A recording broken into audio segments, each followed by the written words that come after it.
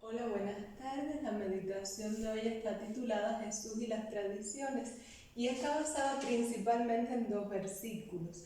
Uno lo vamos a leer así por pedacitos, pero lo pueden encontrar en Marcos capítulo 7, versículos desde el 5 hasta el versículo 13.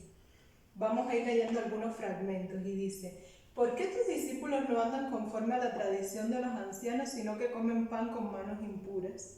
Y Jesús les contesta en el 8: porque dejando el mandamiento de Dios os aferráis a la tradición de los hombres, los lavamientos de los jarros y de los vasos, y hacéis otras muchas cosas como estas. Bien invalidáis el mandamiento de Dios para guardar vuestra tradición.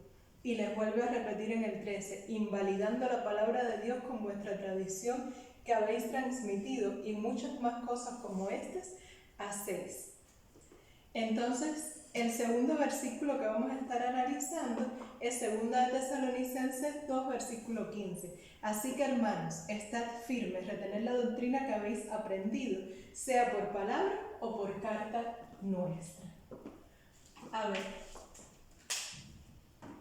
quiero hacerles una pregunta. Todos tenemos tradiciones familiares, ¿verdad? Todos tenemos costumbres que se transmiten de generación en generación a través de la cultura, a través de la familia, y esto no tiene nada de malo, siempre y cuando no lo pongamos por encima de los mandamientos de Dios y de los requerimientos que están en la palabra de Dios. Hoy vamos a estar viendo 4 palabras que aparecen en estos dos textos. Vamos a estar viendo mandamiento, enseñanza, doctrina y tradición. Mandamiento además dice mandamientos de Dios, son mandatos expresos de Dios. Número 2, enseñanza, que viene del verbo griego didasco, que de ahí viene didáctica, y dice que está basada en la ley de Dios y ayuda a crecer, instrucción y doctrinas. Eso significa enseñanza. Doctrina, ¿qué significa? Enseñanzas y principios, que está relacionada con el verbo didasco, con el verbo enseñar.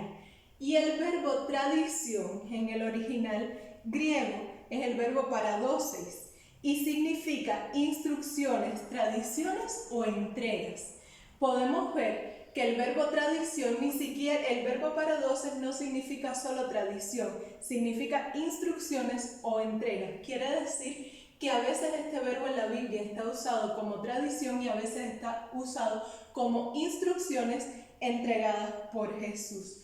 Después de haber visto esto, vamos a estar viendo lo que Jesús le dijo a los discípulos, que Jesús les criticó, que ponían sus instrucciones, sus tradiciones por encima de los mandamientos dados por Dios. O sea, ningún hombre está autorizado según Dios para poner sus tradiciones, su cultura, sus instrucciones por encima de las instrucciones, la doctrina y las enseñanzas de Dios. Vamos a ver 3 cosas que podemos aprender de Jesús y las tradiciones. ¿Qué fue lo que Jesús les criticó a los fariseos?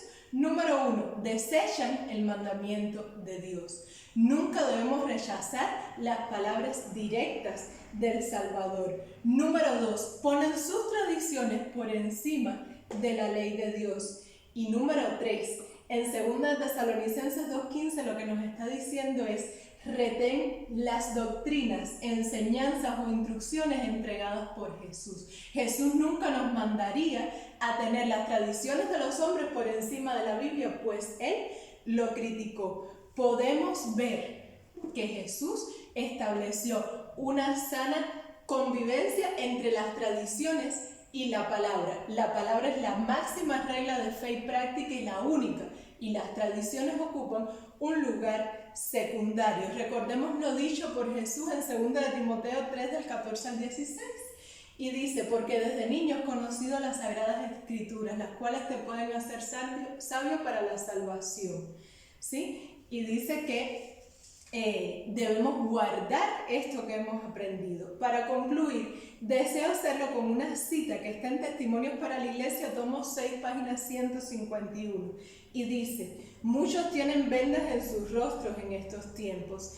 Esas vendas son el apego a las costumbres y las prácticas mundanas, las cuales los apartan de la gloria del Señor. Dios desea que mantengamos los ojos fijos en Jesús, para que apartemos la vista de las cosas de este mundo. Dios te bendiga y que las tradiciones nunca ocupen el lugar de la palabra de Dios.